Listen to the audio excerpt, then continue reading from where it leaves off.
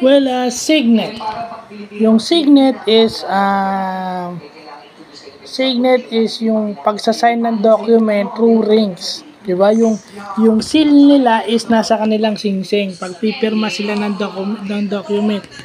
Actually, yung mga popes no mga medieval times o no mga dun sa pag pipirma ang Santo Papa dati, ginagamit nila yung kanilang fisherman's ring.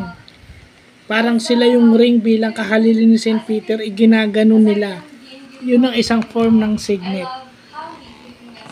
Yung pirma nila is nakalagay sa kanilang singsing, igaganon nila yung singsing nila para mapirmahan nila yung isang dokumento. So, yun yung signet. Yung pirma nila is through the rings. So, yun yung magandang nalalaman natin. Literature, history, tsaka English vlog. English literature, at tsaka history vlog na rin to. So, yun, maganda natututunan natin. Yung ring ng Santo Papa, yung fisherman ring ng Santo Papa, is an example of a signet. So, yun lang po.